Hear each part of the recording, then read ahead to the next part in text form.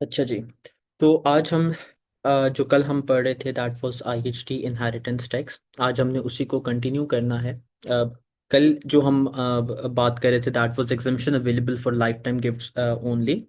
आपने ये बात याद रखनी है कि जो लाइफ टाइम ट्रांसफर्स होते हैं वो तीन तरह के हैं। एक एग्जेम्प्ट होते हैं, एक पोटेंशियली एग्जेम्प्ट होते हैं और एक चार्जेबल लाइफ टाइम ट्रांसफर्स होते हैं। ठीक है। तो जो एग्जेम्प्ट होते हैं यानी उन पर कभी भी आईएसटी नहीं लगता, उनमें कौन कौन से आते हैं? उनमें सबसे पहले आपका जो है वो स्मॉल गिफ्ट एग्जेम्पशन आ जाता है। स्मॉल गिफ्ट एग्जेम्पशन में मैंने आपको ये बताया था कि अगर आप एक पर्सन को यानी एक इंडिविजुअल को सिंगल टैक्स ईयर में 250 या उससे कम की अमाउंट ट्रांसफर करते हो तो वो आपका आईएचटी एग्जेम्प्ट होता है। लेकिन अगर आप 250 से ज्यादा amount with in the same tax year अगर ट्रांसफर कर रहे हो तो फिर उस पर आपको टैक्स दिया जाएगा। ठीक है। फिर उसके बाद मैरिज एग्जाम्पशन की हमने बात की है। मैरिज एग्जाम्पशंस में याद रखिएगा, जब भी शादी होती है तो उस शादी में जब आपको कुछ गिफ्ट्स मिलते हैं जिसमें 5000 बाय द पेरेंट, ये किसके पेरेंट्स है? ये ब्राइड एंड ग्रूम के पेरेंट हैं। अगर ब्राइड एंड ग्रूम के पेरेंट जो है वो 5000 पाउंड्स तक की अमाउंट ब्राइड या ग्रूम को दे रहे हैं तो इस पर कोई भी आईएचटी पेएबल नहीं होगा।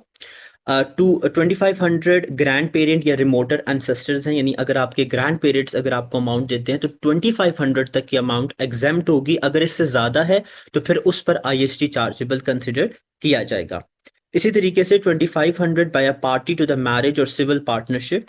ठीक है, यानी अगर ग्रूम जो है वो ब्राइड को दे रहा है या ब्राइड ग्रूम को कुछ पैसे दे रही है 2500, वो भी एग्जाम्प्ट हो जाएगा। और इसके अलावा अगर आपको 1000 पाउंड्स तक की अमाउंट किसी और से मिल रही है, आपके फ्रेंड्स हो सकते हैं, आपके रिलेटिव्स हो सकते हैं, आपके कजन्स हो सकते हैं, तो वो भी आपकी एग्जेम्प्ट होती है। तो याद रखना है कि ड्यूरिंग मैरिज आपकी चार चीजें एग्जेम्प्ट होंगी: 5000 by the parents, 2500 by grand parents, 2500 from bride to groom या ग्रूम टू ब्राइड या सिविल पार्टनर्स में, and number four 1000 by anyone else. तो ये चारों जो आपकी अमाउंट्स हैं, ये चारों आपकी टोटली एग्जेम्प्ट होती हैं, यानी इन पर कभी भी आईएसटी नहीं लगता। अच्छा, फिर उसके बाद normal expenditure out of income, इसको बड़ा ही आसान लफ्जों में मैं आपको समझाता हूं। देखें, फॉर इंस्टेंस एक एक ग्रैंड पेरेंट है, ठीक है, और वो ग्रैंड पेरेंट अपने जो उसका ग्रैंड चाइल्ड है उसको मंथली बेसिस पे लेट्स से 300 पाउंड्स या 500 पाउंड्स या लेट्स से 1000 पाउंड्स तक के पैसे ट्रांसफर करता है। और ये पैसे वो जो ग्रैंड चाइल्ड है वो अपनी फीस कवर अप करने के लिए यूज कर रहा है या लिविंग के लिए यूज कर रहा है। और इस 1000 पाउंड के ट्रांसफर के बाद जो ग्रैंड पेरेंट है उनकी वेल्थ पे कोई मेजर इफेक्ट नहीं आ रहा, बल्कि उनकी जो वेल्थ है वो उसी तरीके से स्टेबल रह रही है, तो हम ये कहेंगे कि ये आपका normal expenditure out of income है। यानी जब भी आपको कहीं से पैसे मिले और वो पैसे इस तरीके से आपको दिए जाए कि जो डोनर होगा, पैसे देने वाला जो पर्सन होगा, उसकी इनकम पर कोई अफेक्ट, मेजर इफेक्ट ना पड़ा हो, तो आपकी ये एग्जेम्प्ट ट्रांसफर होता है। अगर उस पर मेजर इफेक्ट पड़ रहा है तो फिर ये चार्जेबल ट्रांसफर हो जाएगा। तो देखें, IHT is levied on transfers of capital wealth. Therefore, a lifetime transfer is exempt if it can be shown that the gift is made as part of personal normal expenditure out of their income and does not affect the standard donor standard living। ठीक है, अगर आप on daily basis अपने बच्चों को, अपने grand child को कुछ पैसे दे रहे हो टू सपोर्ट देयर लिविंग्स, और उन पैसों को देने के बाद आपकी वेल्थ पे कोई मेजर इफेक्ट नहीं आ रहा, या फिर आपकी जो स्टैंडर्ड ऑफ लिविंग है वो चेंज नहीं हो रही, तो वो आपका normal expenditure out of income consider किया जाएगा। और ये एक्सपेंडिचर जो है ये आपका टोटली एग्जेम्प्ट कंसिडर किया जाता है। अच्छा, फिर उसके बाद एनुअल एग्जामेशन मैंने ऑलरेडी आपको बता दिया था कि ये 3000 आपको हमेशा एग्जेम्प्ट मिलते हैं। और आईएचटी के केस में आप पिछले साल की एनुअल एग्जामेशन जो है वो 1 ईयर के लिए सिर्फ कैरी फॉरवर्ड कर सकते हैं। ठीक है, तो इसका मतलब है कि अगर आपको किसी क्वेश्चन में नहीं बताया हुआ पिछले साल की एनुअल एग्जामेशन में, तो आपको इस साल कितनी 6000 की एनुअल एग्जामेशन जो है वो मिलेगी। ठीक है, अब इसकी टेस्ट अंडरस्टैंडिंग हम देख लेते हैं। मेरन मेड द इसमें फॉलोइंग एक लाइफ। क्वेश्चन था। जी जी प्लीज। अगर तो जैसे भी आपने ये बताया एनुअल एग्जाम्पशन के बारे में, अगर तो मेंशन नहीं है, that means we will consider 6000। पिछले एग्जैक्टली साल की अगर और अगर करंट ईयर की। मेंशन नहीं है क्वेश्चन में कि एनुअल एग्जामेशन यूज हुई भी है या नहीं हुई भी, तो आप 6,000 कंसिडर करेंगे। मेंशन होगा तो वो ये कहेगा कि annual exemption from the previous year is not available. ठीक है, तो वो इस तरीके से बताएगा। तो अगर आपके क्वेश्चन में मेंशन नहीं है तो आपने 6,000 हम्म। ही कंसिडर करनी होगी। अगर पिछले साल की लेट्स से 2000 बची हुई है और इस साल की 3000 है, तो फर्स्ट हम करंट यूज करेंगे, फिर प्रीवियस ईयर की। हाँ, इसी तरह होगा, लेकिन ज्यादातर मतलब इस तरीके की हाफ ट्रांसफरेबल कॉन्सेप्ट जो है वो फिलहाल यहाँ नहीं देखा जाता, यहाँ कंप्लीट ही देखा जाएगा, यानी 3,000 पूरी ही देखी जाएगी। ठीक। ठीक है। अब इसकी टेस्ट अंडरस्टैंडिंग टू देख लें, तो वो कहता है calculate the chargeable amount after annual exemption. अच्छा, चार्जेबल अमाउंट वो आपसे बड़ा इंपॉर्टेंट क्वेश्चन करता है, चार्जेबल अमाउंट क्या होती है। चार्जेबल अमाउंट आईएचटी के केस में वो अमाउंट होती है जिस पर आईएचटी टैक्स पेएबल होता है। यानी ये कैसे कैलकुलेट होता है, जिस तरह कल मैंने आपको ट्रांसफर ऑफ वैल्यू का बताया था, तो जो भी आपका ट्रांसफर ऑफ वैल्यू आता है, यानी जितनी आपने वैल्यू ट्रांसफर की है, उसमें से आपने क्या माइनस करना है, आपने एनुअल एग्जेम्पशन माइनस कर देनी है। इसके अलावा और कोई भी एग्जेम्पशन है जो आपको मिल रही है, या चले फिलहाल एनुअल एग्जेम्पशन ही कंसिडर करते हैं, तो वो आपकी जो एनुअल एग्जेम्पशन है वो माइनस हो जाएगी। जब आप ये माइनस कर देते हो अपनी एनुअल एग्जेम्पशन 3,000 या 6,000 जो भी है, तो आपके पास जो आंसर आता है वो आता है चार्जेबल अमाउंट।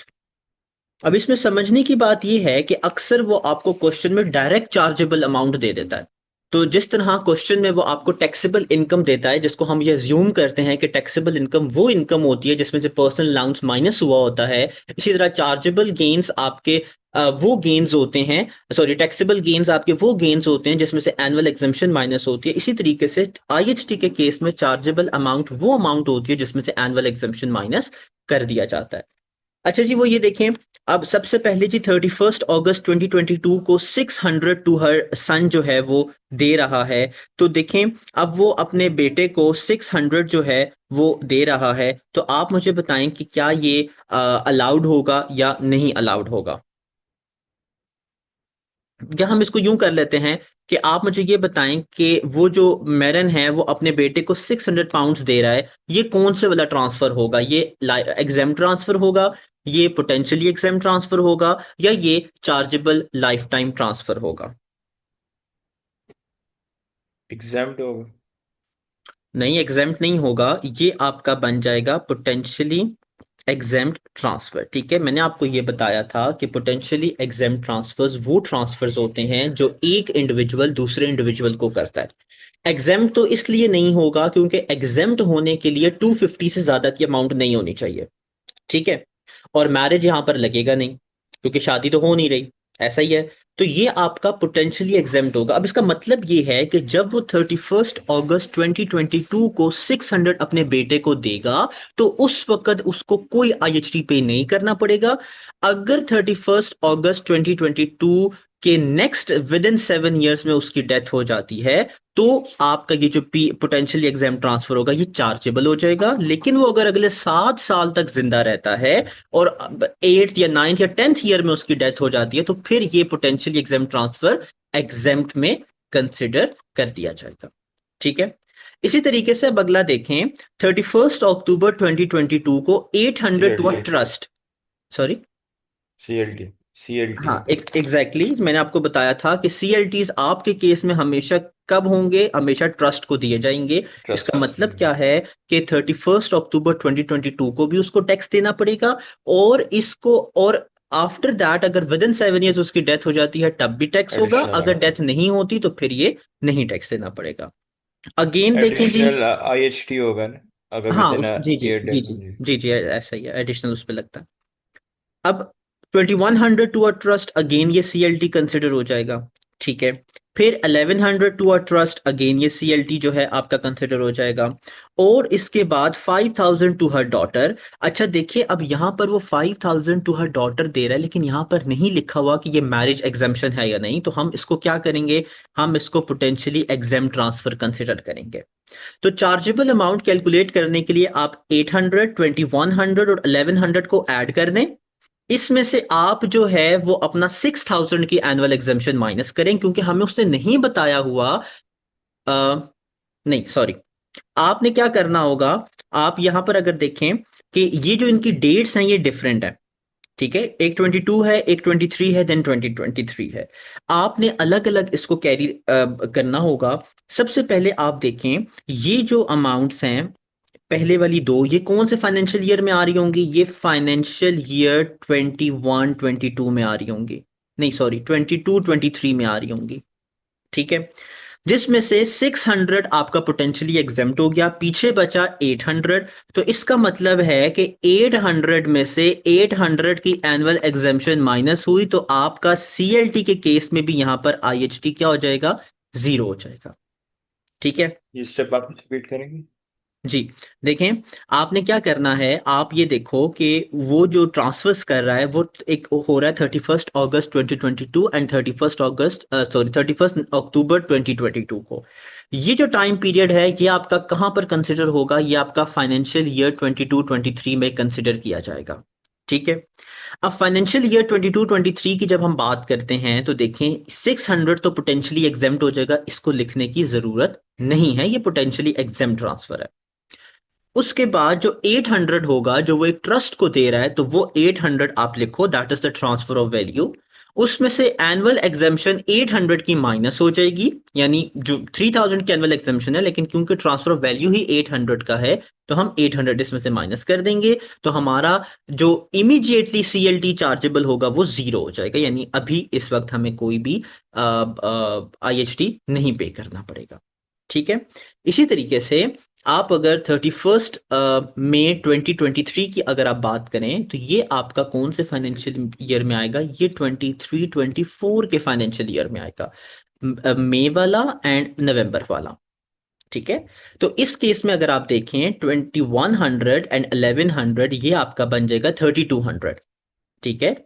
ये आपका बन गया ट्रांसफर ऑफ वैल्यू 3200। इसमें से आपने एनुअल एग्जाम्पशन माइनस की 3000 की, पीछे बचा 200, और जो एग्जाम्पशन कैरी फॉरवर्ड होगी पिछले साल से वो भी आप यहां पर लिख दोगे 200। तो ये आपकी यहां पर सीएलटी आपका जीरो हो जाएगा, ठीक है। आई होप सो यहां तक आपको बात समझ में आ गई होगी। इसी तरीके से जो आखिर वाला आप देख रहे हैं 5000, ये पोटेंशियली एग्जाम ट्रांसफर जो है वो कंसिडर कर दिया जाएगा। तो आपने क्या करना है जब ये भी आप, फाइव भाई 5000 जो है 2500 से ज़्यादा है, तो स्टिल पेट कंसिडर होगा ये? देखें, हर वो ट्रांसफर जो एक इंडिविजुअल से इंडिविजुअल को होता है वो पेट कंसिडर किया जाता है, ठीक है। ये जो मैंने आपको बात बताई है, ये वाली, ये सिर्फ मैरिज के केस में होता है, वो आपको बताएगा कि भाई शादी के दौरान उन्होंने ये ट्रांसफर्स जो है वो किए हैं, ठीक है। क्योंकि यहां ठीक पर है। उन्होंने आपको नहीं बताया हुआ कि ये ड्यूरिंग द मैरिज है, तो हम इसको पोटेंशियली एग्जाम ट्रांसफर ही कंसिडर करेंगे, ठीक है।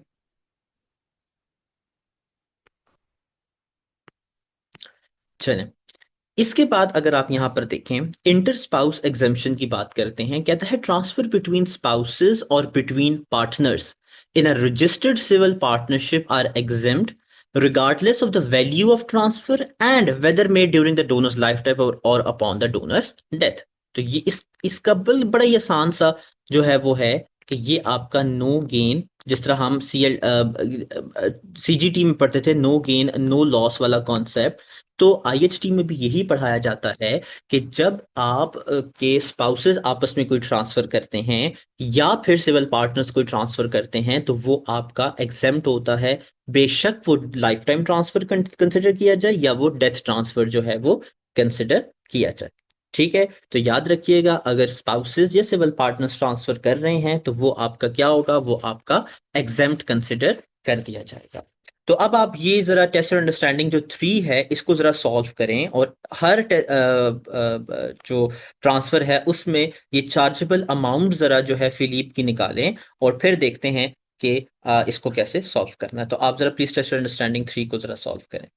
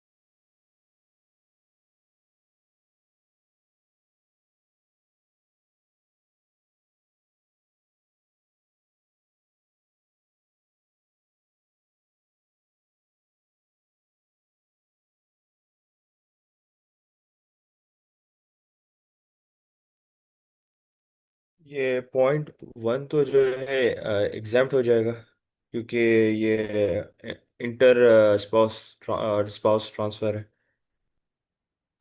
अच्छा, इसमें देखिए वो कहता है unquoted shares worth 525,000 in the family company to his husband on 1 June 2024। जी बिल्कुल ऐसा ही है, क्योंकि ये इंटर स्पाउस ट्रांजैक्शन है, सॉरी इंटर स्पाउस ट्रांसफर है, तो ये आपका एग्जेम्प्ट कंसिडर कर दिया जाएगा। ठीक और है। पॉइंट डी भी, क्योंकि ये एक फ्रेंड को दिया है तो 250 आपके पास स्मॉल गिफ्ट एग्जेम्पशन होती है, ये 250 से लेस है तो ये भी। देखें जी, 235 to a friend for her 40th birthday, बिल्कुल ऐसा ही है, 250 से लेस है तो ये स्मॉल अमाउंट एग्जाम्पशन हो जाएगी और ये आपका फुली एग्जेम्प्ट हो जाएगा। ठीक है, तो ये दोनों आपके ए एंड डी जो है वो आपका एग्जेम्प्ट यानी फुली एग्जेम्प्ट के तौर पर कंसिडर कर दिया जाएगा। Wedding present. अब ये जो पॉइंट बी है अफाक भाई, इसमें अब मैरिज एग्जेम्पशन आएगा ना, क्योंकि वेडिंग प्रेजेंट है। जी देखिए, मैरिज एग्जाम्पशन कितनी की अलाउड है आपको? आपको अलाउड है 5,000 की। अगर पेरेंट अपने बच्चों को कुछ पैसे देते हैं तो वो 5,000 तक की अलाउड है। लेकिन वो कितनी अब दे रहा है आपको? वो 15,000 जो है वो उसको ट्रांसफर कर रहा है। तो आप 15,000 में से 5,000 की मैरिज एग्जाम्पशन माइनस करें और उसके बाद 3,000 की एनुअल एग्जाम्पशन माइनस करें, तो जो पीछे बच जाएगा वो आपका चार्जेबल कंसिडर कर दिया जाएगा। और इसमें देखें, क्योंकि एनुअल एग्जाम्पशन जो है वो इस साल की भी आएगी और पिछले साल की भी एनुअल एग्जाम्पशन आएगी, क्योंकि उसने हमें कुछ नहीं बताया कि पिछले साल की एनुअल एग्जाम्पशन यूज हुई है या नहीं, तो हम ये अज्यूम करेंगे कि वो यूज नहीं हुई हुई। तो 15,000 minus 5,000 four and thousand minus 3,000 then minus 3,000, तो आपकी जो चार्जेबल अमाउंट होगी वो कितनी हो जाएगी? वो आपकी four four thousand thousand consider कर दी जाएगी। ठीक है, और ये कौन सा है? ये आपका पोटेंशियली एग्जाम ट्रांसफर होगा। यानी इसका क्या मतलब है कि 4,000 पर आपको टैक्स नहीं देना पड़ेगा अगर वो नेक्स्ट 7 ईयर्स तक जिंदा है। अगर वो विद इन 7 ईयर्स उसकी डेथ हो जाती है तो फिर इस पर आपको आईएचटी पे करना पड़ेगा। ठीक है।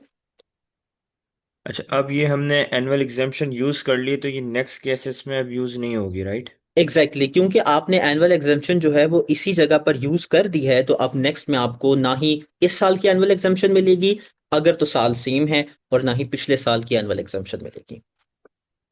इनकी चार्जल हम सी की 20 है, और ई की जो है वो सेम अमाउंट है, जी, 200 जो सी सेवेंटी है वो थाउजेंड आपका 20,000 होगा, और ये क्या है? 20,000 ये आपका पोटेंशियली एग्जेम्प्ट ट्रांसफर होगा, क्योंकि ये फ्रॉम इंडिविजुअल टू इंडिविजुअल हो रहा है। और ये आपका सीएलटी होगा, यानी 270 पर आपको ऑन द स्पॉट 24 दिसंबर को भी टैक्स देना पड़ेगा, और इसके बाद जब आपकी डेथ हो जाती है विद इन 7 ईयर, तो फिर भी आपको एडिशनल सीएलटी इस पर पे करना पड़ेगा। ठीक है, आई होप सो यहां तक बात आपको समझ में आ गई होगी। अब हम जरा थोड़ा सा आगे चलते हैं और अब हम जरा कैलकुलेशंस की बात करते हैं, जिसमें हमारे पास जो है, आपने ये बात पहले जरा इसको यहीं से थ्योरी पढ़ लेते हैं। The chargeable amount for each lifetime gift, that is pets and CLT, is calculated on each gift separately in chronological order। ये बड़ा इंपॉर्टेंट पॉइंट है और यही पॉइंट आपको मार्क्स गेन करने में हेल्प भी करता है। लेकिन एग्जाम में आपको जब ट्रांसफर्स आएंगे तो वो बड़े ज्यादा, मतलब एटलीस्ट 4-5 ट्रांसफर्स कह लो, ना ना करते भी आ जाते हैं। ठीक है, अब जिस तरह हमने ये क्वेश्चन सॉल्व किया है इसी तरीके से आपको वो ट्रांसफर्स देगा। तो मार्क्स गेन करने का क्या तरीका है कि आपकी जो एक्सेल शीट होगी ना उस पे आप कॉलम्स बना दें। कॉलम बनाने का मतलब है, आप देखो ए और डी तो इंक्लूड नहीं होगा, ठीक है। आप यहां पर लिखो बी जो है 15,000 के केस में आप यहां लिखो पोटेंशियली एग्जाम ट्रांसफर। वो ट्रांसफर ऑफ वैल्यू कितनी है? बल्कि रुके, आप इसको यूं सॉल्व कर सकते हैं। ये देखें कि आपकी ये एक्सेल शीट है, ठीक है। और इस एक्सेल शीट पर आपने क्या करना है, आप यहां पर लिखें पोटेंशियली एग्जेम्प्ट ट्रांसफर। ठीक है, आप यहां पर डेट लिखें कि भाई कौन सी डेट को ट्रांसफर हो रहा है, यहां पर आप उसकी डेट लिख दें। फिर यहां पर लिखिए ट्रांसफर ऑफ वैल्यू कितना हो रहा है, दैट इज 15,000। ठीक है, इसमें से मैरिज एग्जाम्पशन आपने फुल फॉर्म्स लिखनी होंगी। मैरिज एग्जाम्पशन 5,000 की लेस हो गई, और एनुअल एग्जाम्पशन लेस करने के लिए आपको पहले इस साल की एनुअल एग्जाम्पशन माइनस करनी है, और उसके बाद एनुअल एग्जाम्पशन, सॉरी, उसके बाद एनुअल एग्जाम्पशन ब्रॉड फॉरवर्ड जो है आपने माइनस कर देनी है 3000 की। तो आप नीचे लिखोगे चार्जेबल अमाउंट, फुल फॉर्म आपने लिखनी है, दैट इज 4000। ठीक है, आपने इसको एक्सप्लेन करने की जरूरत नहीं है कि 4000 पे आया इस वक्त टैक्स चार्ज होगा या नहीं होगा, बिकॉज वो बिल्कुल अंडरस्टैंडेबल बात जो है वो कंसिडर की जाएगी। ठीक है, अब पोटेंशियली एग्जाम ट्रांसफर तो हो गया। आप इसके बाद जो नेक्स्ट कॉलम होगा, कॉलम में आप इसके बाद अगला क्या था, 20,000, हाँ 20,000। ठीक है, तो आपने क्या करना है, आप यहां पर दोबारा से उसके नेक्स्ट कॉलम में लिखें पोटेंशियली एग्जाम ट्रांसफर, डेट की हेडिंग यहां दी होगी, इधर यहां डेट लिखते हैं, ट्रांसफर ऑफ वैल्यू की भी हेडिंग दी होगी, बेशक इसको आप एक नए कॉलम में यूं करते हैं। ठीक है, तो ये नया कॉलम है, कॉलम ए, ये कॉलम बी और ये कॉलम सी। तो ट्रांसफर ऑफ वैल्यू यहां पर आ गई 20,000 की, और क्योंकि मैरिज एग्जाम्शन तो यहां पर आप इसको डैश लगा दें क्योंकि ये तो एप्लीकेबल नहीं है। एनुअल एग्जाम्शन के लिए जीरो लिखना है, यहां पर डैश नहीं लगानी, क्योंकि डैश का मतलब होगा कि यहां एप्लीकेबल नहीं है। आपने यहां पर जीरो लगाना है विच शोज कि ये चीज एप्लीकेबल है लेकिन अवेलेबल नहीं है। ठीक है, ये मैंने आपको बहुत पहले भी बात बताई हुई है कि अगर किसी भी टेक्स्ट क्वेश्चन में कोई चीज आपको नहीं दी जाती या जो चीज नहीं आ रही होती, वहां पर आपने उसको ओमिट नहीं करना, आपने उसको जीरो लगाना है। ब्रॉड फॉरवर्ड भी जीरो हो जाएगी, ये दोनों जीरो हो गई। ठीक है, तो विच मीन्स के 20,000 आपकी चार्जेबल ट्रांसफर हो जाएगी।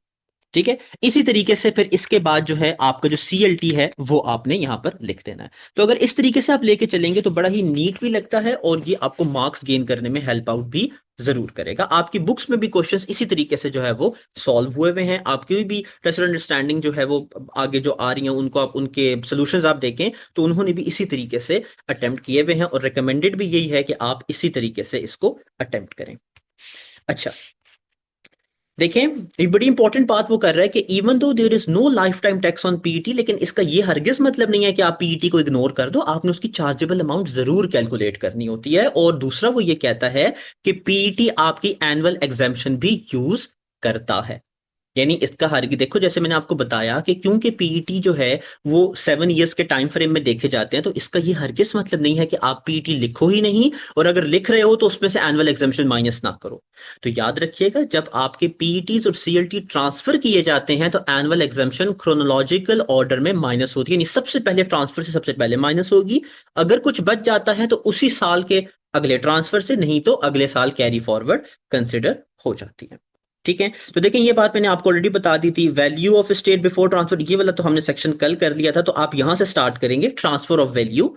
ठीक है, ट्रांसफर ऑफ वैल्यू के बाद कोई भी अगर आपका एग्जाम ट्रांसफर है, जैसे मैरिज एग्जाम्शन है, स्मॉल, वो उस तरीके की चीजें आ जाएंगी। ठीक है, फिर एनुअल एग्जाम्शन माइनस करो, और ये चार्जेबल अमाउंट जो अभी मैंने आपको पूरा उसका प्रोफॉर्मा बता दिया। ठीक है, अच्छा ये पॉइंट सर आप देखिएगा आपने। अब हम सीएलटी की जरा बात करते हैं, क्योंकि पीईटी तो चलो समझ में आ गया है कि उसकी सिर्फ चार्जेबल अमाउंट आपने कैलकुलेट करनी है, उस पर फौरन आपको कोई भी टैक्स नहीं देना पड़ेगा। ठीक है, for a CLT calculate amount of nil rate band available after allowing the. अच्छा, चल इसको थ्योरी नहीं पढ़ते इसकी, मैं आपको वैसे इसको बताता हूँ, क्वेश्चन में हम इसको देखेंगे। लेकिन जैसे आपको जब आप इनकम टैक्स कंप्यूटेशन करते हो तो आपको बैंड रेट्स अवेलेबल होते हैं। बेसिक बैंड रेट 37,700 का, then we have higher band rate 1 to 5 something का है, and then we have additional band rate जो अनलिमिटेड होता है। इसी तरीके से आपका आईएचटी के केस में भी निल रेट बैंड जो है वो एप्लीकेबल होता है, यानी एक बैंड होता है जिसमें हम जो है वो अपने ट्रांसफर्स को इंक्लूड करते हैं। इस निल रेट बैंड की वैल्यू क्या होती है, इस साल इस निल रेट बैंड की वैल्यू जो है वो 325 यानी 325,000 जो है वो कंसिडर की जाएगी। ठीक है, तो देखें जी, all individuals are entitled to a nil rate band and are taxed on the chargeable value of CLT in excess of the nil rate band at different rates depending on who has agreed to pay the lifetime tax। जैसे मैंने आपको कल भी ये बताया था कि क्योंकि सीएलटी जैसे ही आप करोगे उस पर आपको टैक्स देना होता है, टैक्स से मुराद आईएचटी देनी होती है। ठीक है, तो वो ये कहता है कि क्योंकि सीएलटी पर इमीडिएटली आईएचटी चार्जेबल होती है, तो आपके निल रेट बैंड्स कहां पर यूज किए जाएंगे, आपके निल रेट बैंड सीएलटी से यूज या निकाले जाएंगे। ठीक है, सीएलटी के केस में, यानी जिस दिन सीएलटी हुआ है, जिस दिन आपने ट्रांसफर किए हैं, उस दिन सीएलटी पर आपको आईएचटी पे करना होगा। द नेक्स्ट क्वेश्चन इज कि वो आईएचटी कितनी अमाउंट का होगा। बड़ी ही आसान बातें हैं। अगर तो if the trustees of the trust, यानी जो जिस ट्रस्ट में उसने पैसे दिए हैं उसके ट्रस्टीज यानी डोनी कंसिडर किया जाएगा। उसके डोनीज अगर टैक्स पे करते हैं तो आपने कितना परसेंट लगाना होगा? आपने 20% लगाना होगा। ठीक है, तो आपने क्या करना होगा, आप ये बातें याद रखें, इंपॉर्टेंट है कि जब आपने एक ट्रस्ट में पैसे दे दिए और उस ट्रस्ट के ट्रस्टी अगर अग्री करते हैं टैक्स देने के लिए तो वो 20% टैक्स देंगे। और अगर डोनर टैक्स पे करता है तो उस पर जो है, किधर क्या, हाँ, उस पर वो कितना लगाएगा? वो 25% लगाएगा। फिलहाल ये बात समझें, अगर डोनी पे कर रहा है, डोनी का मतलब क्या होगा? Trustees of the trust, right? वो अगर पे करते हैं तो that is going to be 20% for the CLT immediately. और अगर डोनर पे कर रहा है यानी जो ट्रांसफर कर रहा है तो उसके लिए 25% कंसिडर किया जाएगा। ये पहली बात थी। हाँ, ये देख लें, ये उसने समरी यहां पर प्रोवाइड की हुई है कि अगर ट्रस्टीज ऑफ द ट्रस्ट पे कर रहे हैं तो 20% अप्रोप्रिएट होगी और ये ग्रॉस अमाउंट पे लगेगा। इसका मतलब मैं आपको क्वेश्चन में समझाऊंगा। और डोनर अगर पे कर रहा है तो फिर आप 25% पे लगाएंगे और ये नेट गिफ्ट होगा। ये दोनों बातें मैं आपको क्वेश्चन में बताऊंगा। ठीक है, तो यहां तक आपने ये बात याद रखनी है। अब हम इस तरह करते हैं, एक टेस्ट अंडरस्टैंडिंग 4 इसकी जो है वो सॉल्व कर लेते हैं और हम ये देखते हैं कि किस तरीके से दोनों आईएचटी टैक्सेस जो है वो एप्लीकेबल होंगे।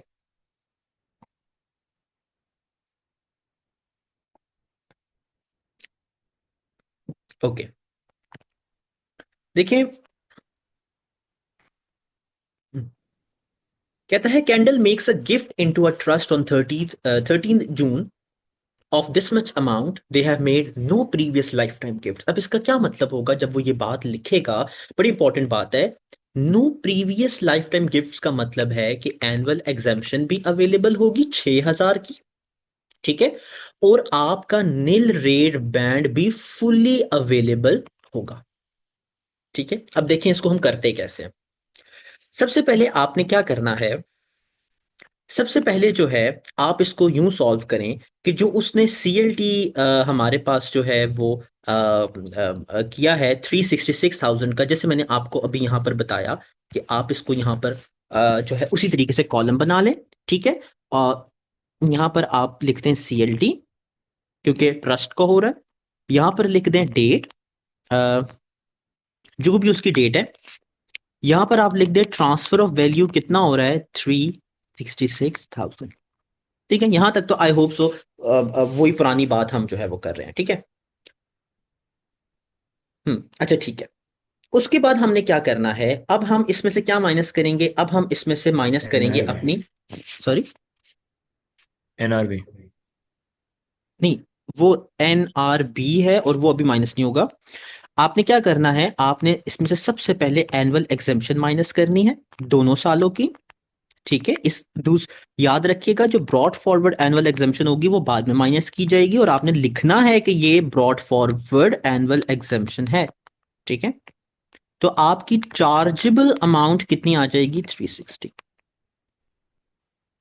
ठीक है, चार्जेबल अमाउंट आपने एक सीएलटी की जो है वो कैलकुलेट कर दी है। अब आप क्या करेंगे, आप जो है इस चार्जेबल अमाउंट में से, याद रखना ये सीएलटी की बात हो रही है, पीटी की बात नहीं हो रही। आप इसमें से माइनस करेंगे नील रेट बैंड। और क्योंकि उसने कोई इंफॉर्मेशन नहीं दी हुई कि पीछे उसने नील रेट बैंड यूज किया हुआ है, वो हम आगे देखेंगे। तो हम क्या करेंगे, हम पूरा 325,000 का नील रेट बैंड यूटिलाइज कर देंगे इसमें। और कितना आ जाएगा, तो ये आपका आ जाएगा 35,000। 35। ठीक है, तो ये आपका जो है वो आईएचटी की टैक्सेबल अमाउंट जो है वो कंसिडर हो जाएगी। इसको हम क्या कहेंगे, इसको हम कहेंगे टैक्सेबल अमाउंट। ठीक है, वर्ड्स वही आपने यूज करने हैं जो अभी तक आप यूज करते आ रहे हो, टैक्सेबल। तो टैक्सेबल अमाउंट कितनी हो गई, दैट इज 35,000। अब अगली बात यहां पर ध्यान से सुने, देखिए पहला ऑप्शन वो ये कहता है कि the trustee of the trust have agreed to pay any IHT due. यहां पर वो ये कह रहा है कि जो ट्रस्टीज हैं ट्रस्ट के, उन्होंने पे करना है आपका आईएचटी। आपने सिंपल इस सिनेरियो में क्या करना है, आपने ये जो 35,000 की अमाउंट होगी इस पर आप जो है वो आईएचटी लगाओ एट द रेट 20%। याद रखिएगा ये चीज एज इट इज ऐसे ही आपने लिखनी है, आईएचटी एट 20%। ये चीज एज इट इज आपने मेंशन करनी है। 35 का 20% that is going to be 3500 and 3500 that is 7000। आपका जो है वो क्या हो जाएगा, आपका इस पे 20% जो है वो टैक्स लग जाएगा। ठीक है, तो आई होप सो यहां तक आपको बात समझ में आ गई होगी, जिसमें हमने क्या कहा। जी जी। सॉरी, ये आपने एक बताया था 25% का, वो किस केस में लगेगा ट्वेंटी फाइव वो परसेंट अभी आगे बताता हूँ, वो अभी आगे बताता हूँ। देखिए, 20% जो है वो कब लगेगा, जब आपके जो ट्रस्टी है वो टैक्स पे करेगा। उसमें बड़ा सिंपल सा केस है, जो भी टैक्सेबल अमाउंट आ रही है उसका 20% आप कैलकुलेट कर लो। ये आईएचटी आपने पे करना होगा 7000 का। ठीक है, अब देखें ये 7000 आपने पे कब करना है। तो देखें जी, 7000 वो ये कहता है कि आपने पे करना है अगर सीएलटी 6 अप्रैल से 30 सितंबर के दरमियान में हो रहा है। ये बहुत इंपॉर्टेंट है, एमसीक्यू में आता है और क्वेश्चंस में भी वो पूछता है। 6 अप्रैल से 30 सितंबर, यानी 6 अप्रैल 24 से 30 सितंबर 24 तक अगर आप सीएलटी कर रहे हो, तो उसकी जो पेमेंट होगी वो 30 अप्रैल 2025 in the following tax year आपको पे करनी पड़ेगी। ये कब दे रहा है सीएलटी, ये 13 जून 2024 को दे रहा है। तो 13 जून 2024 का मतलब है कि ये अप्रैल और सितंबर के दरमियान में आ रही है। तो ये आईएचटी कब पे होगा, ये जो 7000 आया ये पे होगा ऑन 30 अप्रैल 2025 को। ठीक है, आई होप सो यहां तक आपको बात समझ में आ गई होगी। तो आपने ये बात याद रखनी है कि अगर ट्रस्टीज पे कर रहे हैं, सीधी सीधी जो भी टैक्सेबल अमाउंट आई है उसका 20% ले लो। और अगर ट्रांजैक्शन ट्रांसफर 6 अप्रैल से 30 सितंबर के दरमियान में है, 30 अप्रैल इन द फॉलोइंग ईयर आपका टैक्स चार्ज किया जाएगा। ठीक है, इसी तरीके से अगर 1 अक्टूबर 24 से लेकर 5 अप्रैल 25 के दरमियान अगर आप सीएलटी ट्रांसफर कर रहे हो, तो फिर 6 months after the end of the month of the CLT, जिस महीने, लेट्स से मैं कहता हूं मैंने 15 अक्टूबर को सीएलटी किया, तो अक्टूबर के बाद नवंबर, दिसंबर, जनवरी, फरवरी, मार्च, अप्रैल, मैंने कब पे करना होगा, मैंने अप्रैल 2025 में इसका पे करना होगा।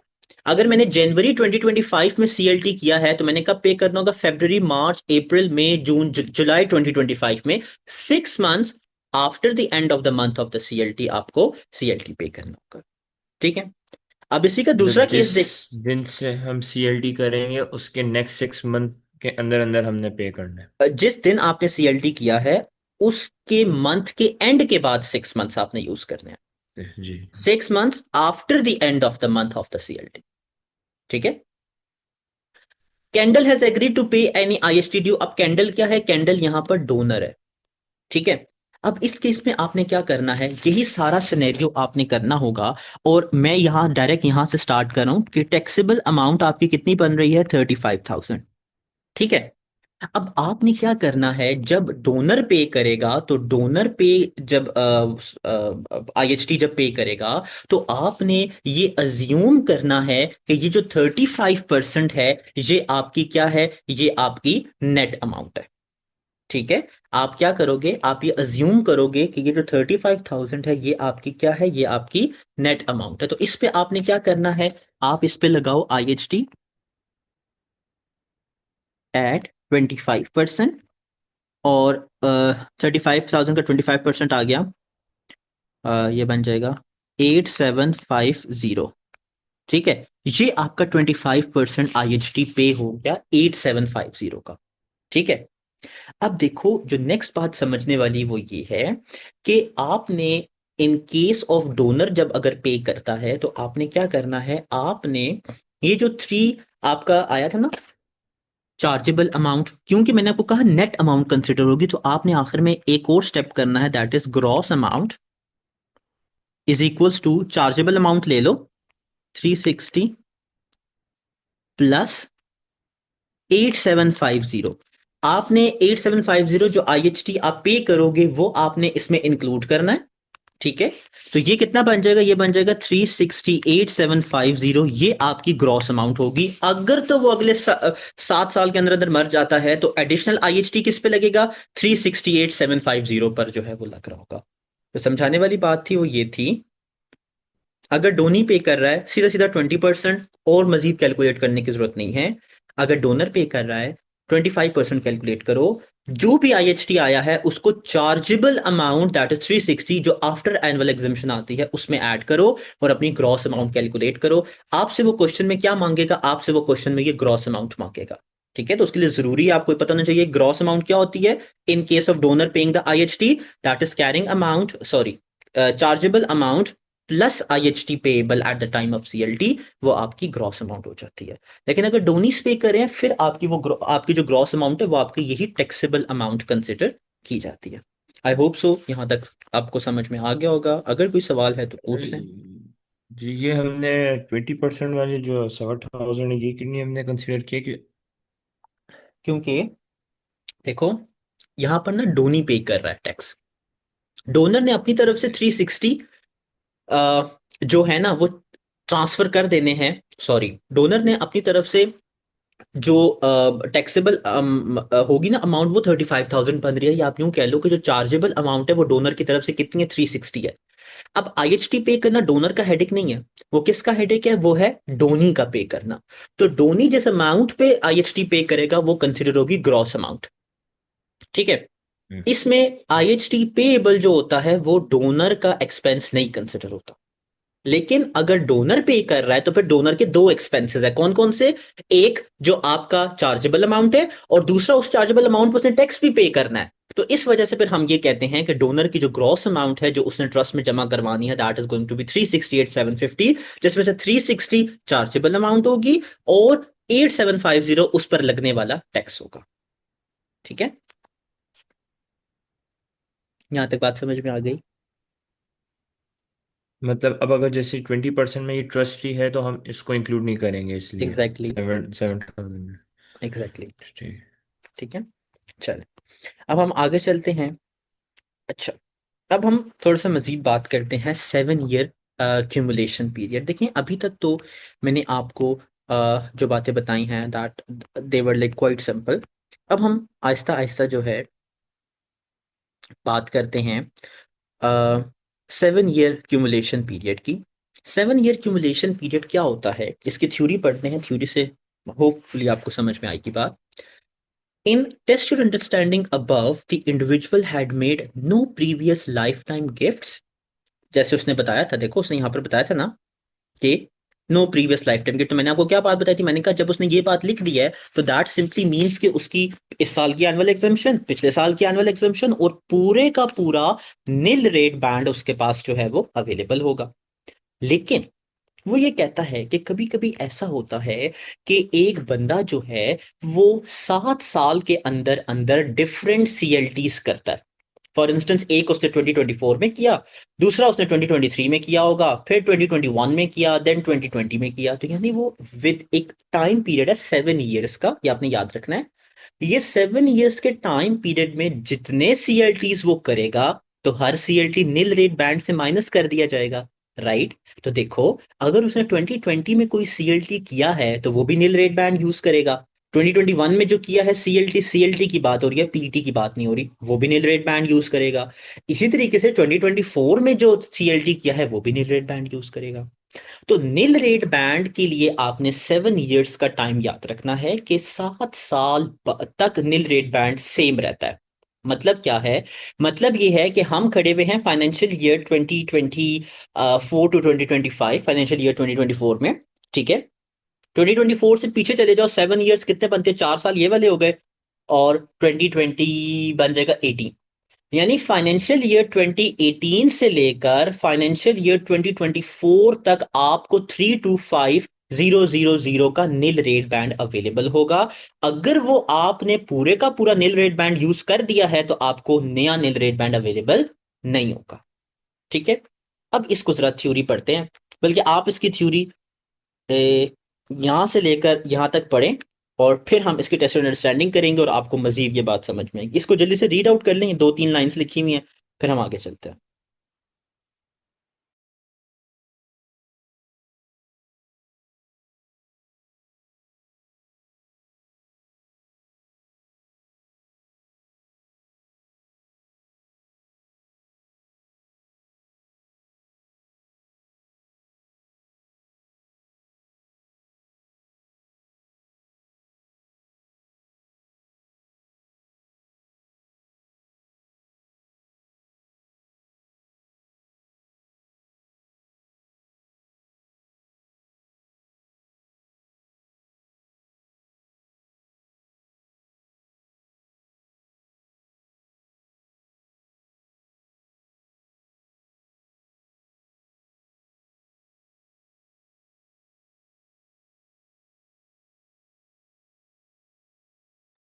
ठीक है, तो आपने याद रखना है कि आपको आज यानी 20 फाइनेंशियल ईयर 2024 में जो सीएलटीज दे रहे हो, जो लगा रहे हो, उस पर आपको पिछले 7 सालों का नील रेट बैंड एक्यूमुलेट करके यूज करना पड़ेगा।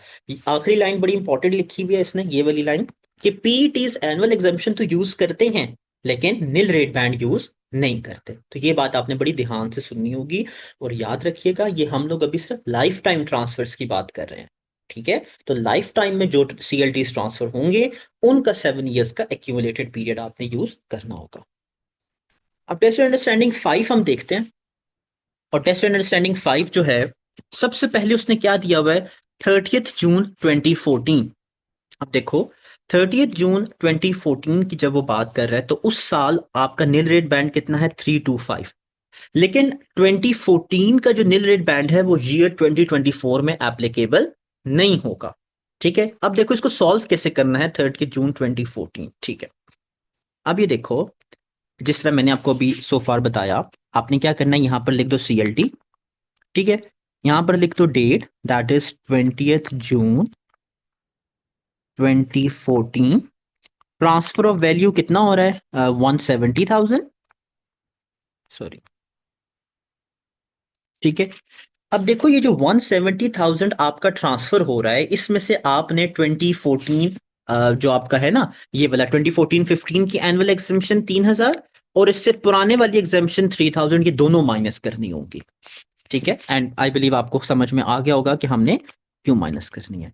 तो annual exemption brought forward -3,000। Chargeable amount कितनी आ गई, 170 से 6,000 माइनस करेंगे तो 164,000। आई बिलीव आपको ये बात समझ में आ रही होगी।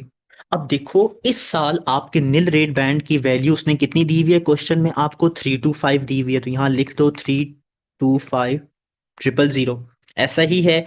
और इसमें से कितना आपने सॉरी, आपको पूरा 325 अवेलेबल है, राइट, लेकिन आप सीएलटी कितने का करे हो, 164,000 का। तो यानी इमीडिएटली आपने इस सीएलटी पर कोई भी पैसे नहीं देने होंगे। और यहां पर आप एक बात आप यहां पर समझो, the trustees of the first two trust paid the IHT liabilities. इस वाले और इस वाले ट्रस्ट का कौन आईएचटी पे कर रहा है, ट्रस्टीज पे कर रहे हैं। जब ट्रस्टी पे कर रहे हैं तो उसके लिए जरूरी क्या है कि आपने ग्रॉस अमाउंट अलग से लिखनी है। और मैंने आपको बता दिया था कि इसकी अगर ट्रस्टीज पे कर रहे हैं तो उसकी ग्रॉस अमाउंट कितनी होगी, जो आपकी टैक्सेबल अमाउंट होती है। क्योंकि यहां पर कोई भी टैक्सेबल अमाउंट नहीं है तो हम चार्जेबल अमाउंट ले लेंगे, दैट इज 164 के। चलो, अगर नेक्स्ट 7 इयर्स में वो बंदा उसकी डेथ हो जाती है तो आपको किस पर एडिशनल आईएचटी पे करना होगा, 164 पर। जी, यहां तक बताएं, आपको ये बात समझ में आई है। ये ग्रॉस अमाउंट वाला पॉइंट वापस रिपीट करेंगे फिर? देखो, क्योंकि इस क्वेश्चन में जो ट्रस्टीज हैं वो आईएचटी पे कर रहे हैं। ठीक है, तो मैंने आपको बताया था कि जब ट्रस्टीज आईएचटी पे करेंगे तो आपकी जो टैक्सेबल अमाउंट होगी वही ग्रॉस अमाउंट होगी। यहां पर तो टैक्सेबल अमाउंट ही नहीं दी हुई, तो इसका मतलब है कि जो जो चार्जेबल अमाउंट होगी वही आपकी ग्रॉस अमाउंट कंसिडर होगी। अगर ये बंदा अगले नेक्स्ट 7 इयर्स में मर जाता है तो फिर आपको इस 164,000 पर टैक्स देना होगा, एडिशनल आईएचटी। ठीक है, जी। अब आगे देखें। 12 जून 2018 को 150 टू हिज डॉटर, तो अब क्योंकि वो अपनी बेटी को दे रहा है, तो देखो बेटी का जो बेटी को जो दे रहा होगा वो आपका क्या कंसिडर होगा, वो आपका कंसिडर होगा, सॉरी, वो आपका कंसिडर हो जाएगा पीईटी। ऐसा ही है। अब डेट, क्या डेट थी, डेट थी आपकी 12 जून 2018। ठीक है, आप यहां पर डेट लिखो, 12 जून 2018। अमाउंट कितनी थी, अमाउंट थी 150,000। ठीक है, 150,000 यहां लिखो। 2018 की एनुअल एग्जाम्शन 3,000, 2017 की एनुअल एग्जाम्शन 3,000, कितना आ जाएगा, 146,000। ठीक है, बस यहां से आगे आपने पीईटी के केस में कुछ भी नहीं करना, ये पीईटी की चार्जेबल अमाउंट हो जाएगी। यहां तक ये बात समझ में आ गई। ये जो हमने एनुअल एग्जामेशन यूज किए हैं, ये पिछले सीएलटी में कंज्यूम हो गए थे। यहाँ नहीं ना, पे भी नहीं अगेन कंज्यूम हमने हुए थे इसको ना, यूज देखो किया। वो 2014 है, ये 2018 है। ठीक है। ये हाँ एनुअल हाँ जी एग्जामेशन जी इस साल जी की, जी। ये एनुअल एग्जामेशन बिल्कुल। पिछले साल की। ठीक है। सही से, ठीक ठीक ठीक। चलो, अब पीईटी भी हो गया हमारे पास। पीईटी के बाद जो अगला उसने दिया हुआ है, that is basically 30th June 2019, 191 to trust. 30th June, तो ये सीएलटी हो जाएगा। डेट आप खुद यहाँ पर लिख लेना, ठीक है, मुझे भूल गई है। तो 131,000 था ट्रांसफर ऑफ वैल्यू। अब क्योंकि ये सॉरी, कब ट्रांसफर हो रहा है, ये ट्रांसफर हो रहा है 2019 को, और ये जून 2019 को ट्रांसफर हो रहा है। इसका मतलब है ये नया फाइनेंशियल ईयर है, तो आप इस साल की तो एनुअल एग्जामेशन माइनस करोगे। 191 है अफाक भाई। अच्छा, 191, ठीक है, तो इस साल की तो एनुअल एग्जामेशन आप माइनस करोगे, लेकिन पिछले साल की एनुअल एग्जामेशन आप माइनस नहीं करोगे, क्योंकि वो ऑलरेडी इस पीईटी ने यूज कर ली है। तो प्लीज यहां तक देखें और मुझे बताएं कि ये आपको समझ में आया है।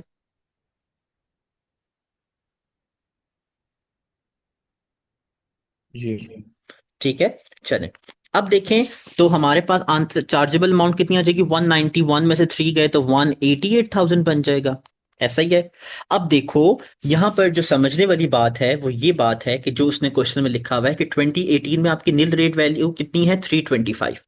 ठीक है, तो हमने क्या करना है, हमने यहां पर अगर आप ध्यान दो तो इसमें से जो 325 2014, सॉरी, 325 जो 2014 में यूज हो चुका था और हम 2019 में करेंगे, तो 5 साल का गैप बनता है। इसका मतलब है कि आपका निल रेट बैंड कौन से वाला यूज होगा, 2014 वाला यूज होगा। लेकिन 2014 में 325 अवेलेबल था, जिसमें से हमने कितना 164 ऑलरेडी यूज कर चुके हैं। तो ये माइनस करें जरा, 325 में से 164 कितना आता है। 161। 161, यानी आउट ऑफ 325 हमारे पास जो निल रेट बैंड पड़ा हुआ है वो 161 का पड़ा हुआ है।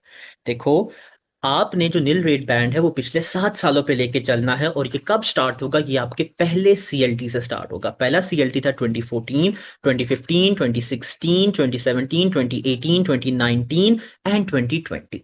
2020 तक आपका एक ही निल रेट बैंड होगा, दैट इज 325। इस 325 में से सारे सीएलटी माइनस होंगे। तो पहला वाला सीएलटी हम माइनस कर चुके थे 164, दूसरा हम माइनस कर रहे हैं अब हमारे पास पीछे कितना बचा, 161। तो आप यहाँ इसको शो करोगे, अगर करना है तो कर दो, मेरे पास यहाँ जगह नहीं है, मैं इस साइड पे शो कर रहा हूँ नील रेड बैंड। ठीक है, वैसे आपने कोशिश करो लेफ्ट साइड पे आपने हेडिंग्स अपनी शो करनी होती हैं। 325 माइनस 164, तो अवेलेबल कितना है, 161। ये करोगे तो अच्छी लगती है आपकी वर्किंग। ठीक है, तो इसमें से नील रेड बैंड आप निकाल दो 161 का, तो ये कितना बनता है, 71, 27। 27,000। 27। ठीक है, ये आपका 27 क्या है, ये टैक्सेबल, क्या कहते हैं इसको, टैक्सेबल अमाउंट आपकी आ जाएगी। क्योंकि ट्रस्टीज पे कर रहे हैं, सीधा सीधा 20% कैलकुलेट करो, तो ये 20% कितना आ जाएगा, 5,400। ठीक है, ये आपका बन जाएगा 5,400। 5,400, ये आपका ट्रस्टीज पे करेंगे 20%। यहां तक बात समझ में आ गई। और क्योंकि ट्रस्टीज पे करें तो ग्रॉस अमाउंट कौन सी यूज होगी, ग्रॉस अमाउंट 188 आपकी जो है वो यूज की, सॉरी, आपकी ये 27,000 की जो टैक्सेबल अमाउंट है ये आपकी यूज की जाएगी एज अ ग्रॉस अमाउंट। यहां तक बात समझ में आ गई। नहीं, ग्रॉस अमाउंट में हम चार्जेबल अमाउंट और ये जो अभी हमने अमाउंट निकाली ये ऐड करेंगे ना। नहीं, ये ऐड नहीं करेंगे, क्योंकि डोनर पे नहीं कर रहा, अच्छा, डोनी पे ट्रस्टी कर सही रहा से। है। ना ठीक है। जी। ठीक है, ठीक जी जी, ठीक। अच्छा, इसके बाद तो अब ट्वेंटी देखें। सेवन थाउजेंड हो गई हमारी, जी, राइट। Exactly exactly. अब देखें 15 दिसंबर 2024 को जो वो ट्रस्ट को पे कर रहा है, सबसे पहली बात तो ये आपको पता होनी चाहिए, 2014 और 2024 में 10 सालों का गैप है। इसका क्या मतलब होगा कि आपके पास एक नया नील रेट बैंड अवेलेबल हो जाएगा, that is going to be 325,000। ऐसा ही है। तो 256 में से पहले आप जो है वो 6,000 की एनुअल एग्जम्पशन माइनस करो, 250। 250 में से पूरे का पूरा 250 नील रेट बैंड का माइनस करो, तो आपका जो immediately chargeable life time transfer होगा वो जीरो हो जाएगा। ये बात समझ में आई। जी। ठीक है, तो यहां तक आपने ये बात जो है वो समझनी थी। ठीक है, चलें। बस हम ट्रस्टी जब होगा तो उसमें हम ये ग्रॉस अमाउंट जो हम निकालेंगे परसेंटेज से आईएचटी, वो नहीं इंक्लूड करेंगे ट्रस्टी के केस में। सॉरी प्लीज दोबारा बोलिएगा। ये जो ट्रस्टी का केस में हम ये जो ग्रॉस अमाउंट जो कैलकुलेट करेंगे, ये सिर्फ टैक्सेबल होगी। मतलब हम उसको इंक्लूड नहीं करेंगे जो हमने उसके हाँ अगर देखो, टैक्सेबल इनकम के रेट पे अगर निकालेंगे। देखो जो ट्रस्टी आपका जो वो पे कर रहा है ना, तो वो आपका फिर उसमें टैक्सेबल अमाउंट ही आपकी ग्रॉस अमाउंट कंसिडर की जाएगी। ठीक जी। है। अच्छा, अब ये जो आखिरी वाला है ना, ये इसको जरा ध्यान से सुनिएगा। एक तो जो मैंने आपको तरीका बताया कि क्या होगा कि आप एक नया निल रेट बैंड यूटिलाइज कर देंगे। ठीक है, नया निल रेट बैंड जैसे मैंने आपको बताया, 256 माइनस 6, तो 250 आया। 250 में से 325 आपने पूरा, सॉरी, 250 पूरा माइनस कर दिया, तो आपका जो इमीडिएटली चार्जेबल है वो क्या बनेगा, वो आपका जीरो हो जाएगा। ठीक है। अब आपने यहां पर बड़े ध्यान से ये बात समझनी है कि आपकी 325 की जो अमाउंट है वो आपकी रिन्यू तब होगी जब उसने आपको क्वेश्चन में स्पेसिफिकली मेंशन किया हो। मैं दोबारा बोलता हूं, देखो आपकी जो निल रेट बैंड की 7,000 की एक्यूमुलेशन टाइम पीरियड है, वो रिन्यू तब होगा जब आपको क्वेश्चन में मेंशन किया जाए। क्या मेंशन किया जाए? मेंशन किया जाए कि आपने जो है आपकी अमाउंट है, क्या कहते हैं, जो सीएलटी की, सॉरी नॉट सीएलटी की, जो निल रेट बैंड की अमाउंट है वो आपकी क्या हो रही है, वो आपकी रिन्यू हो रही है। ठीक है, यहां तक बात आपको समझ में आई? जी। ठीक है। तो अब इस क्वेश्चन में उसने एज सच कुछ खास मेंशन तो नहीं किया हुआ कि आपकी सीएल जो निल रेट बैंड है उसकी अमाउंट आपकी रिन्यू हो रही है। तो हम क्या करेंगे, हम ये अज्यूम करेंगे कि आपका वही पुराना निल रेट बैंड जो है वो यूज हो रहा है। इसको आप यूं समझ लें कि ड्यूरिंग द लाइफ टाइम आपका एक ही निल रेट बैंड यूज होगा, अनटिल एंड अनलेस उसने रिन्यूअल की बात क्वेश्चन में की हो। ठीक है, यहां तक बात समझ में आ गई? तो देखो, जिसको मैंने आपको अभी बताया कि उस पर इमीडिएट टैक्स पे नहीं होगा क्योंकि उसने यहां पर renewal of nil rate band की बात नहीं की। आप क्या करोगे, आप ले लो 256 माइनस 6,000, मैं डायरेक्ट कर रहा हूं। ठीक है, ये बन जाएगा 250,000। ठीक है। अब इस 250,000 में अगर आप यहां पर ध्यान दो, अब इस 250,000 में आप अगर यहां पर ध्यान दो, जो 325 की अमाउंट थी उसमें से इससे पहले वाला जो ट्रस्ट था वो कितनी अमाउंट का था, वो 188 का था। ठीक है, वो ट्रस्ट आपका 188 का था, तो देखो 325,000 से 188 का ट्रस्ट माइनस हो गया, पीछे कितना बचता है इसमें?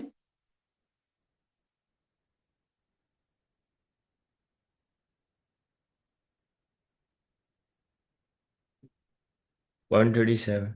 137। ठीक है, तो आपके पास निल रेट बैंड कितना अवेलेबल है, 137 का।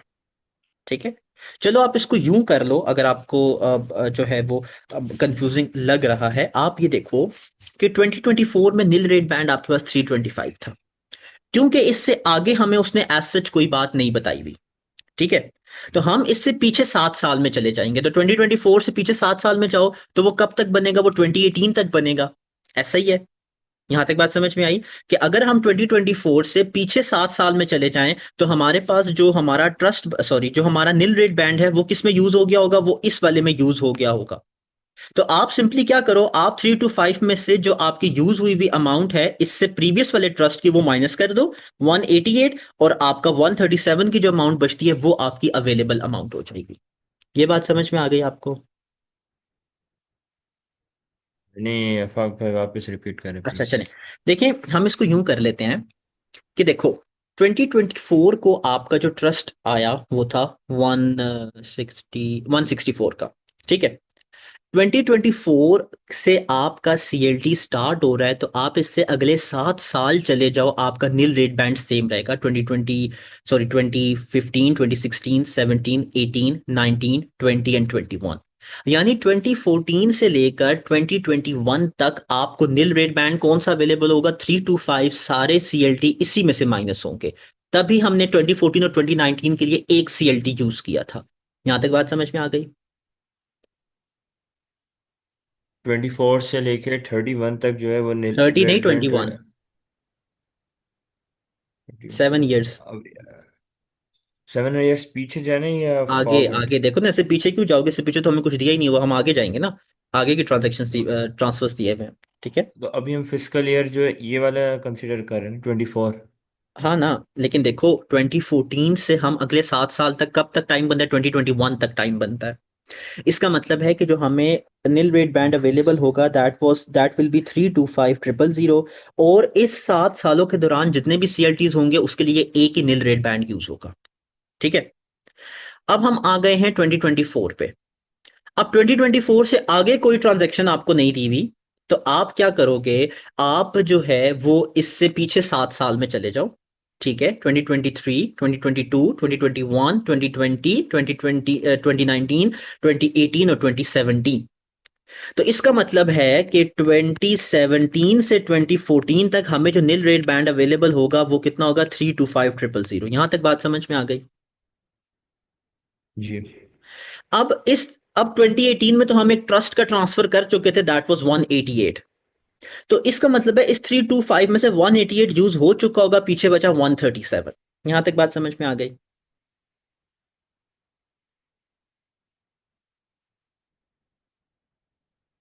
जी जी।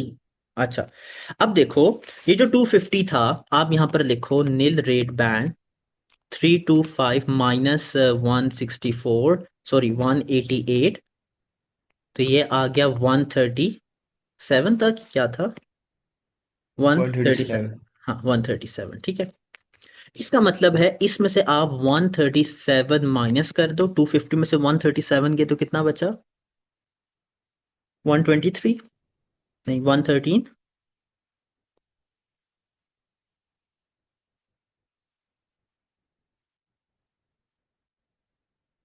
ऐसा ही है, 113 बचा।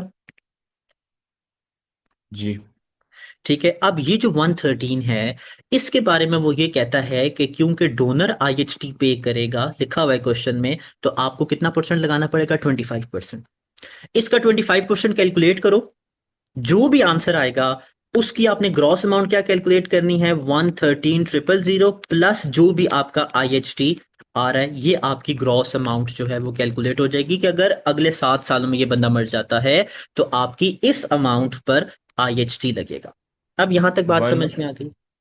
जी जी, ये ग्रोस अमाउंट जो आ रही है 141250। ठीक है, ठीक है, ये आपकी ग्रॉस अमाउंट हो जाएगी। तो तो देखिए, इस पे अब लगेगा हमारा एडिशनल एडिशनल। आईएचटी जो है। जी जी, वो आगे आएगा। तो अब आपने यहां तक क्या बात याद रखनी है? सिंपल सी बात है कि आपका निल रेट बैंड कहां से स्टार्ट होगा? जब आपका पहला सीएलटी होगा, अगले 7 सालों तक आप वो चलते जाओ। और जब आपका आखिरी सीएलटी होगा, उस पे आपने पिछले 7 सालों का जो है वो कॉन्सेप्ट देखना होगा। तो आई बिलीव इस तरीके से अगर करो तो ज्यादा आसान हो जाएगा आपके लिए। यहां तक बात समझ में आ गई? जी चले, चले, अब ये जो इसकी टेस्ट और अंडरस्टैंडिंग 6 है, ये प्लीज आप लोग खुद जो है वो अटेम्प्ट करें। ठीक है। और वन बाय वन जरा मुझे बताते जाएं कि ट्रस्टी सन, ट्रस्टी ट्रस्ट जो है ना, इस पे क्या क्या अमाउंट जो है वो आपकी आ रही है, इसको प्लीज अटेम्प्ट करें।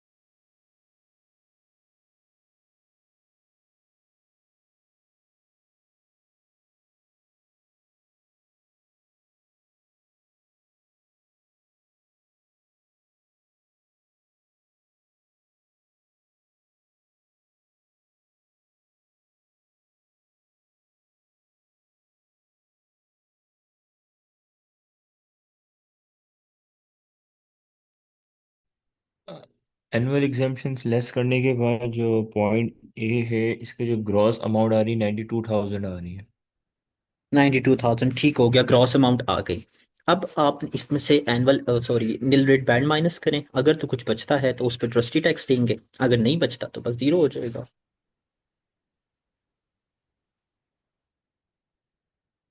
आईएसटी पेमेंट जी जीरो है। ठीक है, चलें अब आगे सन पे आ जाएं, उसको अटेम्प्ट करें।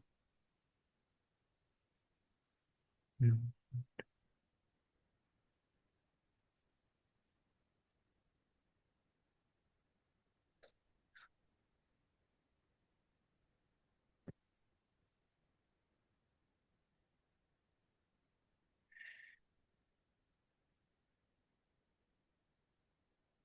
ये भी जीरो ही होगा after deducting annual exemption. Gross amount I 134। जी एग्जैक्टली, और ये पोटेंशियली एग्जाम ट्रांसफर होगा, तो इस पर आप नील रेट वैल्यू नहीं, नील रेट बैंड जो है वो नहीं यूज करेंगे। ठीक है, चलिए नेक्स्ट आ जाए।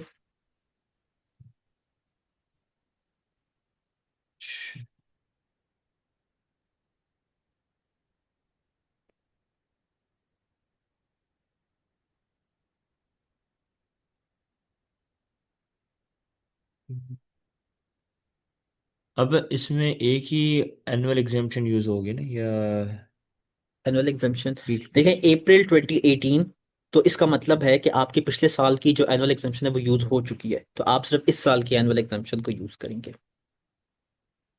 0.3 मेरा ये 19 मार्च बन रहा है।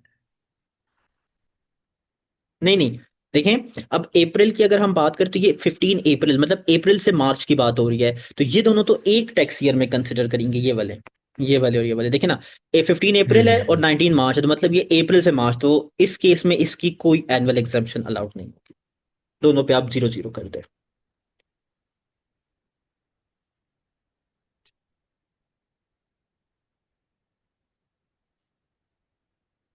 अच्छा, ये क्योंकि फर्स्ट पॉइंट में सीएलटी हो चुका है, तो ये जो हमारा नील रेट बैंड है 325 का, इसमें से हम ये 92 वाली अमाउंट लेस कर देंगे, राइट? जी अब देखें, इसमें आपने 7 ईयर्स टाइम देखे, 2012 से 7 ईयर्स करो तो वो 2019 तक ही बनता है, ऐसा ही है, क्योंकि 2 में 7 ऐड करो तो 9 बनता है, राइट।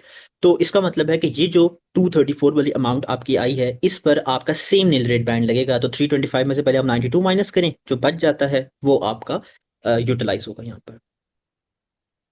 सो 1000 अभी बचा है। हाँ इस पे बस फिर इस अब वन हम ये थाउजेंड पर ट्रस्टी, क्योंकि, हाँ नहीं नहीं, ये इस पे ट्रस्टी तो ट्रस्ट, 25। इस पे आपका जो ट्रस्ट, सॉरी इस पर जो आपका डोनर है वो पे कर रहा है ना, यूमा आपका डोनर है, तो हाँ डोनर हाँ पे हाँ, कर रहा है, सही तो सही। आप इसका 25% 20। कैलकुलेट करेंगे। टू 250 आ जाएगा ना, 1000 टू का फिफ्टी ट्वेंटी जी। फाइव परसेंट ठीक है। तो अब इसके जी। बाद आप ग्रॉस अमाउंट कैलकुलेट करो, तो 1000 + 250 करो, सॉरी नॉट 1000, आप 234, 234। हाँ 234 प्लस 250 करो, तो वो 234 250 आपका आ जाएगा। जी, यही आंसर है जी। ठीक है, इसके बाद लास्ट वाला कर ले। लास्ट में तो अब एनुअल एग्जाम्पशन है क्योंकि 24 है ना, हाँ तो एग्जैक्टली, दोनों एनुअल प्रीवियस ईयर की एग्जाम्पशन और आ ये जाएंगे। वाला। जी दोनों एनुअल एग्जाम्पशन आ जाएंगे। 3 ये ग्रॉस अभी अमाउंट बन रही है 389,000। हाँ कितनी? 389,000। 389, हाँ ठीक है, 5000, ठीक है, 389 हो गया आपकी gross amount, not gross amount, chargeable amount. हाँ सॉरी जी जी, चार्जेबल अमाउंट जी। 224। और नील रेट बैंड भी इसका भी 325 ही होगा हाँ क्योंकि लेकिन अब देखो ना, अब ये आखिरी वाली है ना, तो आप इससे पिछले 7 सालों में जाओ, तो जो 2019 में आपने यूज किया होगा ना ट्रस्ट के लिए, वो इसमें से माइनस हो जाएगा। 325,000 -2 3 90,750। सो ये अब 389 में से लेस करेंगे, राइट? सॉरी दोबारा बोलिएगा। अभी ये जो नील रेड हाँ बैंड से जो नील रेड बैंड क्या टू आया आपके थाउजेंड पास? नहीं, ये जो नील रेड बैंड है 325 का, इसमें से हम लेस करेंगे जो 2019 वाला हम्म, हमारे पास आई हाँ थी और अमाउंट। उसकी कौन सी ग्रॉस अमाउंट अमाउंट। लेस होगी, याद रखिएगा, उसकी ग्रॉस अमाउंट आपके, सॉरी ग्रॉस उसकी जो ग्रॉस। ग्रॉस अमाउंट है वो माइनस होगी, दैट इज 234 250, पूरा माइनस करना आपने, जी ठीक है। जी जी। तो 90,750 जी आ रहा है, तो 750 आ अब जाएगा। इसको लेस करेंगे जी 389 389 से। से, जी ऐसा ही है। ठीक है। और चूंकि क्योंकि डोनी यानी ट्रस्टी पे कर रहे हैं तो इसलिए अब हम ट्वेंटी जो है परसेंट 20%। ट्वेंटी ठीक परसेंट सही है। ठीक। ठीक है। और आपने फिर साथ ये भी बताना है कि कब पे करेंगे करेंगे इसके ट्रांसफर्स। तो देखो, अब क्योंकि ये 9 मई को हो रहा है, दैट इज अप्रैल और सितंबर के दरमियान है, तो ये 30 अप्रैल को पे हो जाएगा। ठीक है। और 19 मार्च की बात करें तो ये अक्टूबर से मार्च के दरमियान में है। राइट, तो इससे 6 महीने यानी अप्रैल मई जून जुलाई अगस्त सितंबर, तो ये सितंबर 2020 को पे हो रहा होगा 19 मार्च 2019 वाला टैक्स। ये वाला पॉइंट वापस रिपीट करेंगे, लास्ट वाला फॉर्म में देखो, ये 19 डेट्स का जो मार्च 19 मार्च 2019 में आप एक सीएलटी कर रहे हो, तो जो कि किस रेट में जो कि किस बैंड में आ रहा है, वो आ रहा है अक्टूबर से मार्च वाले बैंड में। ऐसा ही है। देखो, अक्टूबर से मार्च वाले बैंड में हमने क्या बोला था? हमने ये बोला था, इधर क्या, हाँ, ठीक है, हमने ये बोला था कि जब आपका वो ट्रांसफर होगा, उस जिस महीने में वो ट्रांसफर हो रहा है उस महीने के एंड के बाद 6 महीने आगे चले जाओ, और तब आपने वो पे करना होगा। जी। ये चार्ट जो है ये जर्नल चार्ट है, मतलब एग्जाम्पलरी तौर पे यूज नहीं हुआ था ये चार्ट। कौन सा? ये जो डेट्स मेंशन है 1 अप्रैल नहीं अक्टूबर नहीं, वाला जो था। यही आपकी पेमेंट डेट्स हैं फॉर आईएचटी। इन्हीं तारीखों हाँ को हाँ आपने ठीक आईएचटी है। पे करना होता है। सही। ठीक है। ठीक है। तो अभी ये जो लास्ट वाला सीएलटी हुआ है तो फिर 389,000 इसकी ग्रोस अमाउंट होगी। इसकी ये जो जो ग्रॉस मई अमाउंट है वो वाला है, थ्री राइट। एटी क्योंकि इसमें ट्रस्टी पे कर रहा है, तो जी इसकी जो जी। चार्जेबल अमाउंट है या ग्रॉस अमाउंट वही आपकी, जी बिल्कुल 389 बन जाएगा। ठीक। ठीक है। तो यहाँ तक आपकी जी। जो लाइफ टाइम कैलकुलेशंस थी वो कंप्लीट हो गई हैं। इंशाल्लाह हम जो है वो कल इसको आगे कवर अप करते हैं कि भाई अगर एक इंसान की डेथ हो जाती है ड्यूरिंग द 7 इयर्स, तो फिर आपकी जो लाइफ टाइम गिफ्ट्स थे, जो पोटेंशियली एग्जाम ट्रांसफर्स थे और जो सीएलटीज थे, उस पर eight the time of death कितना टैक्स जो है वो लगेगा। ठीक है। अब थोड़ी सी इसकी थ्योरी जो है वो पढ़ लेते हैं, ताकि कल हम इसके कैलकुलेशन से स्टार्ट कर दें। देखिए, कहता है on the death of an individual an IST charge could arise in relation to lifetime gifts within 7 years of death at follow, जो बात आपको अभी तक बताई गई है। पोटेंशियली एग्जाम ट्रांसफर्स आपके चार्जेबल हो जाते हैं अगर एक इंसान within 7 years of the date जब उसने पोटेंशियली एग्जाम ट्रांसफर किया उसकी डेथ हो जाए, और सीएलटी करने के विद इन 7 years अगर उसकी डेथ हो रही है तो उस पर एडिशनल टैक्स आपको देना पड़ता है। ठीक है। देखो, the IHT payable on lifetime gift as a result of death is always paid by the recipient of the gift, यानी आपके जो क्या कहते हैं, जो एडिशनल आईएचटी है, कि जो आईएचटी ऑन डेथ का इसको नाम दे दो, उस केस में आपका जो आईएचटी है वो कौन पे करेगा? देखो, ट्रस्टी ऑफ द ट्रस्ट जो कि रिसिपिएंट्स हैं, एंड पेट के केस में डोनी जो कि रिसिपिएंट। ठीक है, तो ये बड़ी इंपॉर्टेंट बात है, ये याद रखिएगा कि अगर एक इंसान की with in 7 years of the transfer death हो जाती है, तो जो डोनीज होंगे यानी जिनको वो ट्रांसफर मिला है, वो आपका टैक्स पे करेंगे, सीएलटी के केस में ट्रस्टीज और पेट के केस में डोनी। अच्छा, देखें, the death tax is calculated on each gift separately in chronological order, जैसे मैंने आपको भी वो ऑर्डर वाइज चीजें बताई हैं, आपने इसी तरीके से एक न्यू वर्किंग बनानी होगी। ये जो अभी वर्किंग्स हम करें इसके ऊपर आपने मेंशन करना होगा लाइफ टाइम ट्रांसफर्स, यानी जब आप क्वेश्चन करते हो ना, देखो हमने ये वाला क्वेश्चन किया ना, तो हम ना इधर मेंशन कर देंगे, आपने पूरा लिखना है लाइफ टाइम ट्रांसफर्स। जब लाइफ टाइम ट्रांसफर्स खत्म हो जाएंगे, आपने सारे लाइफ टाइम ट्रांसफर कर दिए, फिर आपने इधर अलग से लिखना होगा डेथ ट्रांसफर्स। ठीक है, डेथ ट्रांसफर आप पूरा लिखोगे। फिर आपने दोबारा से ये वाली जो वर्किंग्स हैं ये दोबारा से करनी होगी, लेकिन उसमें कुछ थोड़े बहुत जो है आपके चेंजेस आएंगे। ठीक है, तो देखो, सबसे पहले तो identify all gifts with in the 7 years of death, calculate the gross chargeable amount of each gift. देखो, ये चीज तो हम कर चुके हैं, जो मैं आपको हर ट्रांसफर के एंड में बता रहा था कि आपने ग्रॉस अमाउंट कैलकुलेट करनी होगी। ठीक है। अब